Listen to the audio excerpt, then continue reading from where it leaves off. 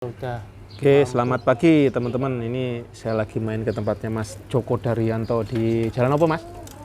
Jalan Kemanggisan Ilir 6. Kemanggisan Ilir 6 RT 2 RW oh, 13 di depan Gang itu sebelah kiri ada apa kayak? Kopi? R Petra, Taman R Petra. Bukan, kopi apa kan? Starbucks. Ada Starbucks. Terus Aqua Musikindo itu masih jalan nggak sih, Cak? Enggak jalan. Tukang sate nggak nih manggone nggak, Cak? Omai. Itu anaknya tadi. Di. Kuwi. Sing ndi sing anake? Itu naik sepeda itu.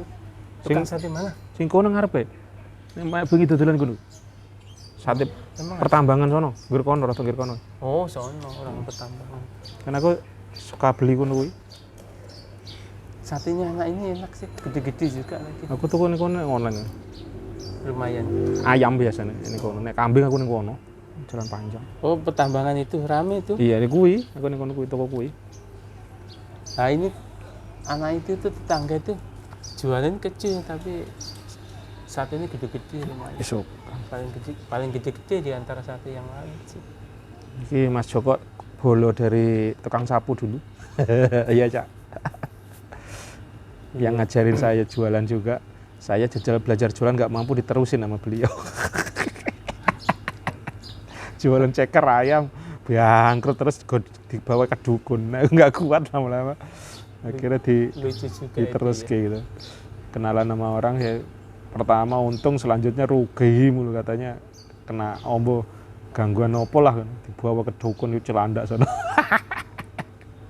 Dan beneran loh, tapi saya pertama untung terus selanjutnya nggak untung, nggak pernah untung saya jual karena kan dikiloin ya sama ama-ama tambah satu gue nggak bisa ngomong, Cak. Kalau saya lucu itu, ini meja ya kan, mama ngumpul gini banyak itu, ya aku jualin. Ada yang curang, ini tasnya di bawah meja, ditarik srek gitu, saya lagi ngambilin. Ada yang nolong mama, lu itu kok dimasuk-masukin begitu, lucu banget itu. Nah, kayak gitu-gitu ya mungkin nggak sadar juga, aku mungkin kok rugimu, kan udah di kilo, kamu bawa 6 kilo, jualnya segini, dapatnya segini, barangnya habis tapi rugi. Baru itu aku rugi tuh, mas aku rugi gitu, berapa dikasih sama sekali, sama sekali diganti. Orangnya baik juga termasuk ya. Baik. Nggak tahu deh kabarnya gimana dia udah. Nah itu. Rumahnya masih di sana sih, di dekat Pak, dekat sana. Baru itu saya rugi, wah kok rugi ya? Ternyata itu. Ya itu awal jalan terus jualan gorengan, remuk nih kayak. Jalannya Allah sih. Ya jualan gorengan mati kayak. Sama hantu laut ya. Ya dulu juga di sini, di sebelah situ tuh, gang situ gang apa namanya? Lamboyan. Ini ada cerita juga beli gerobak bareng-bareng, nggak tahu cerita gimana terus jualan. Datengin siapa dulu? Saudaranya si hantu laut. Mamangnya hantu laut Anwar. Terus nyerahnya gimana tuh? Tiba-tiba nyerah karena rugi atau? Nggak jelas perhitungannya. Ekonomi, pencatatannya nggak jelas. Terus bubar.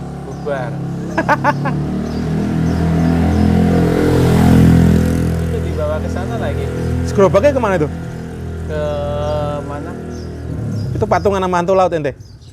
Enggak sih. Sendiri? Oh dewe tuh? Hantu laut cuma itunya aja. Provokator? Pamannya aja. Kirain kalian sampai berarti modal dewe wih. Pamannya nganggur. Tapi zaman tukang sapu ke modal ke yo gede juga itu kok gerobaknya. Ya Cik tukang sapu loh kita. Gaji piro aja? 150. tahu lupa. Kayaknya tukang sapu itu dulu sekitar 150 apa 250 loh. Gaji? Iya, Sih ya? Sebulan sih. 150. Gedan, tahun 98 ya. Iya, 150. Tahun 98 udah mulai bikin usaha bro Joko ya. Terus apa nih? Oh, tiba-tiba aku nikahin tahun bro. 2001. Lu cok atuh ya? Berarti perjalanan ki apa? Tukang sapu terus kayak? Bar gerobakku enek-enek. Ambo itu macam-macam bisnis. Aku dagang itu celana, baju gitu. Ngambil dari Tanah Abang. Aku gak ngeh kayak. Aku sing ngaku kowe gorengan kuwi. Ayamnya berhenti nih piye? Ambo lupa. Jalan ayam aku yang memulai dia yang terusin terus nggak tahu. Aku inget sih kalau sampai bawa onde-onde. Karena buat nyogok karena datang telat. Zaman jahiliyah. Jadi dulu Proses. karena malam jualan, pagi kerja di binus, datangnya telat, kita apa ya, leader disogok karo gorengan. makanan. Untung dari itu. Jadi ujungnya untung dong ya jualan. Ya untung tapi ya alhamdulillah buat. Kowe ki rono apa wis ndek motor? Aku baru-baru. Sebagai naik apaan? Angkot. Buset. Itu deket Blok M loh, Pasar Cipete ya? Oh iya, Cipete ke sono. Oper lagi. Iya. Bayaran. Gue mangkat jam piro nih? Pulang kerja jam 10 itu mangkat. Masih siang. Oh, siang. Iya kan? Kalau pagi enak. Tapi ketemu Mas Karin di sono ya? Enggak. Tidur di musola. Pak Mas Karin kan datangnya jam 2. Jam 12 atau jam 2 gitu tuh. Aku yang boy. Kan tidur. Berapa lama tuh? Nyampe sebulan? Wah, lebih berbulan. Masa? Iya. Wah, terlama juga ya? Tahunan kan. Masa sih? Sampai apa? Orang aku cuma seminggu 2 minggu, saya ingat gua apa sebulan nggak nyampe aku dulu. Saya lama itu, Mas. Apa aku dulu sebelum ke BINUS, saat aku masuk BINUS aku nggak kuat gitu kalau nggak salah. Terus kenal kowe tak? Nggak tahu itu. Kok bisa begitu dulu cerita? Padahal aku juga kayaknya baru kenal juga deh. Tak ceritain mungkin kayak langsung tertarik gimana mereka. Ya usaha. Ya gitu lah cerita zaman dulu guys. Aku usaha sama terus kerja gitu. Ya emang dasar-dasarnya kita tuh fisik masih kuat lagi. Ya dasar-dasarnya memang kita dulu udah ada ciri-ciri kita mau jadi usaha gitu. Pengusaha. Dan aku pun walaupun aku nggak ngerti usaha, aku nekat-nekat aja ngikut gitu. Emang harus gitu. Nah, jadi sebenarnya udah dari awalnya dulu kita udah pernah coba-coba usaha, bahkan nggak dinyana kita tuh udah kolaborasi sebenarnya dulu. Sejarah itu ya. Sejarah. Terus akhirnya tiba-tiba aku tahu aku udah pindah kayaknya ya. Pas Yu nikah aku udah nggak di housekeeping ya. Apa di situ? Aku udah di ATL kali. Iya, terus datang lagi ke Jakarta jualan nasi tuh. Tiba-tiba bayi istri terus jualan makanan di rumah kan tuh. Nasi uduk gitu. Ya di rumah kan? Di rumah dulu. Hah? Di ngomah sik dodolan nih. Enggak tahu. Iya sih ingat kok. Enggak, itu dibungkusin. Iya tapi di rumah toh? Enggak, udah jual nasi uduk di Plamboya, di situ Mandala. Istri tak tinggal. Ini yang pesen nih. Misalkan si Supri, AOC, itu ya udah sekalian berangkat dibungkus. Wong nggak tahu kenapa tiba-tiba datang bawa istri. Terus ceritanya bisa nih nasi kuningnya gitu. Wah itu awal mula nih ning kono. Enggak asal muasale kok iso dodolan nasi kuning kono. Ya itu kan ceritanya di kampungku kalau nasi kuning kan enak banget. Enggak, maksudnya ning kono kan nanya-nanya oleh nggon ning kono lho. Teko-teko kono. Oh. Iya, tanya-tanya. Dan itu awal mulanya membesar dulu ya. Nasi kuning itu lama berapa tahun tuh ya? Wah, lama itu. Nah, dari nasi kuning itu bisa gede dulu ya. Jadi berdoa juga ya Allah supaya nggak kena hujan panas gimana ya Allah. Itu dulu penghasilan paling gede biro ya, pas nasi uduk ya? Nasi kuning. Sejuta tahun berapa? Ya pokoknya 98 ke atas. 98 udah luwe lah gue udah nikah kok. Ya iya. Itu 2000. 2001. 2001. Itu nikahnya. Itu udah bisa dapat penghasilan sejuta tuh kotor bersih. Kotor. Tapi zaman itu kotor segitu separuhnya bisa bersih ya. 500 dapat bersihnya kali. Harus. Bayangin tahun 2000 itu udah 500 gede loh itu. Gede banget itu. Sampai lupa karena sebulan aja udah 15 juta. Itu pasti itu.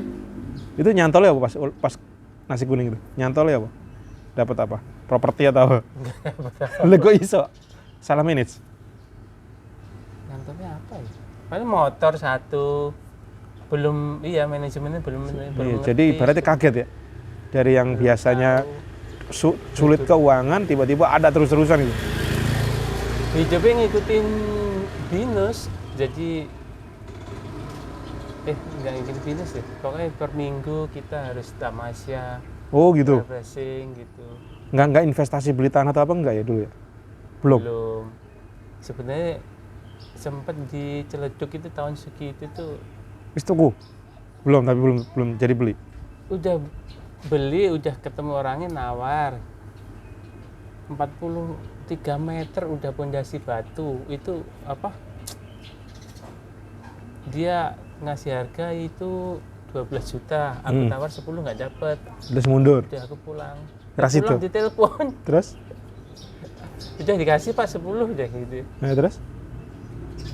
Zaman segitu sana masih kayak sawah-sawah di Nah, kampung. terus pas itu, Nggak jadi. waduh ya ngomong rezeki ini ya. Iya.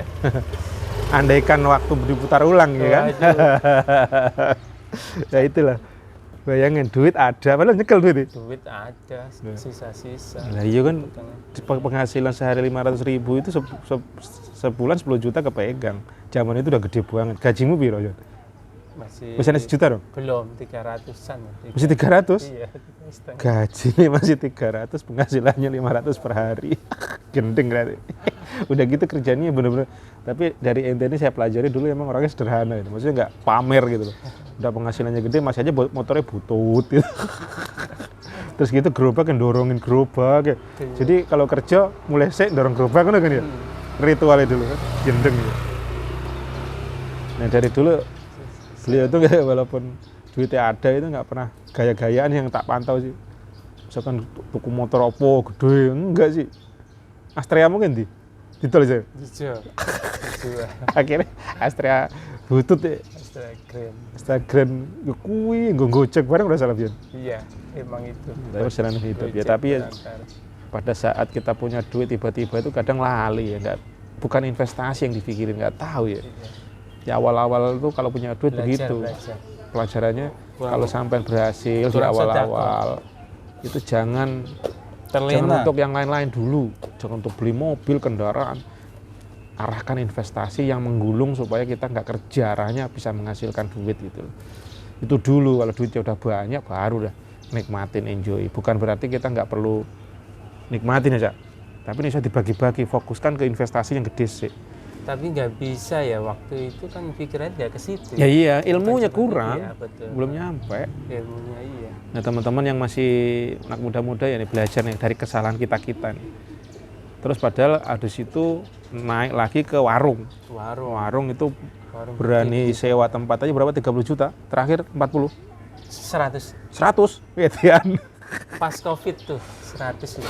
100 pas Covid, sewa tempat 100 juta per tahun tumbang jadi utang baru kerasa lagi, baru apa namanya itu warung rame-ramenya omsetnya berapa? Sehari mah 2-5 juta tuh, 2-5 juta berarti penghasilannya bisa jadi bersih. Kalau itu normal itu penghasilannya ya 2 jutaan dapat itu bersih ya, ya 1 juta 2 juta lah itu bersih ya.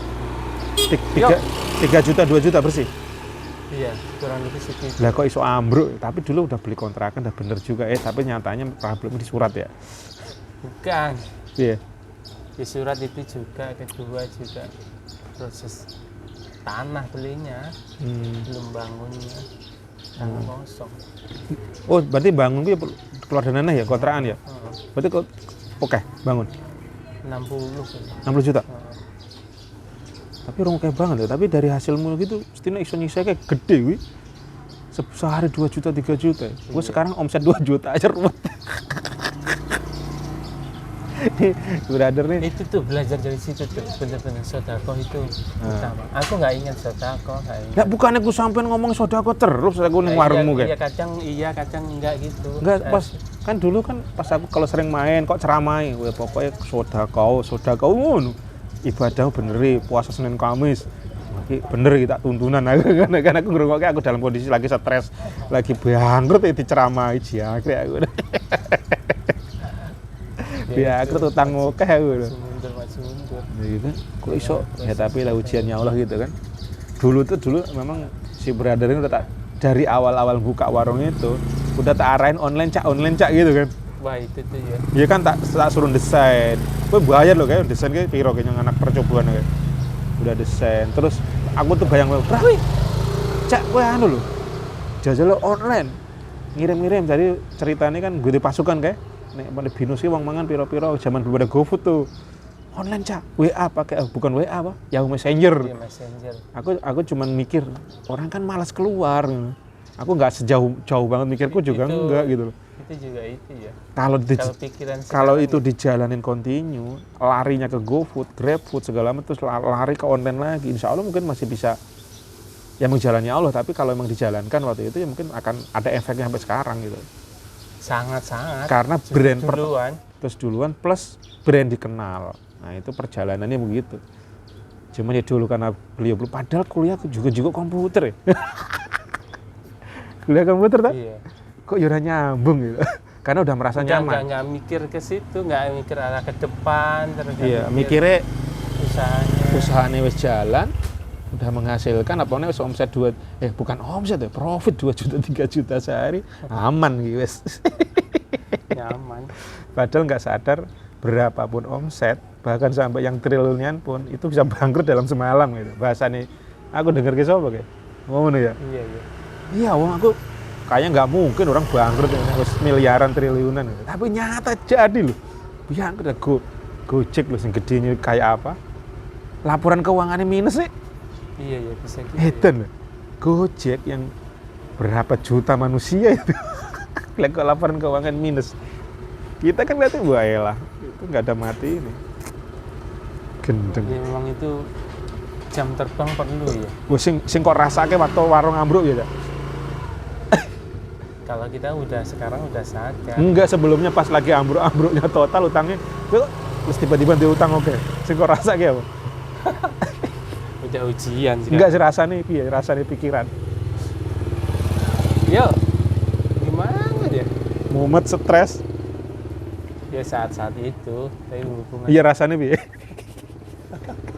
Kalau itu nggak masalah, yang masalah itu kan ya apa ya, CC-nya itu. CC piye? Kartu kredit. Oh, ya karena itu. yang berbunga, yang ribanya ya. Itunya. Yang Lah kok iso nyobat-nyabet riba nanti semono ku piye carane? ya harus spekulasi kan, punya lahan terus itu untuk. Terus dulu kan sampean kan sempat waktu ngobrol sama aku kan paling anti utang-utang gitu zaman dulu saya inget. Memang anti utang, ibu juga anti utang. Lah kok tiba-tiba kejeblos gitu? Justru ngutangi. Ya kok tiba-tiba kejeblos utang? Habis ceritanya kan habis itu dah perpanjang kontrak, bulan Februari perpanjang kontrak, Maret Covid, perpanjang kontraknya 100 juta. Maretnya Covid. Ya kan danamu kemarin nggak lu sisihin. Enggak. Lari ini bodoh nyanti wih. Dengan penghasilan 3 juta sehari, sebulan gue udah 90 juta, Cok. Iya, larinya ya kayak itulah. Perasaanku juga jalan-jalan juga jarang. Iya kan? Makanan umbar-umbaran juga ora. Kembali lagi ke apa? Nyanti, dana nih, lari nih. Nabi Muhammad. Enggak siksa lain nyanti gitu. Kan penghasilanmu dasar tuh. Iya. Bisa sampai Gak jelas itu larinya. Iso 100 juta loh, wih. Hitung itu kasare loh. Bener kan? Oh, rumah ngontrak lagi. Parah, rumah ngontrak loh. Duit kontrakan rumah ngontrak. Memang konsepnya bener bagus, sederhana. Tapi kok iso remuk penghasilan gede loh, wih. Motor ya motor second ya. Iya. Nah, kok iso remuk nyandi gitu. Tahu lah, ya itulah. Kalau konsep Islam kan gitu. Iya, nggak sadar ya. Nggak sadar, bener nggak sadar itu. Bayangin penghasilan 100 juta, kerjanya binus, kerjanya 5 juta dong enak kan? Itu juga kemana itu juga.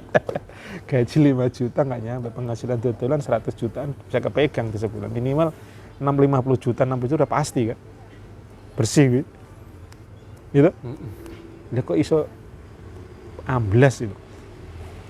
Ini kan pengalaman nih, pengalamannya dari brother kita.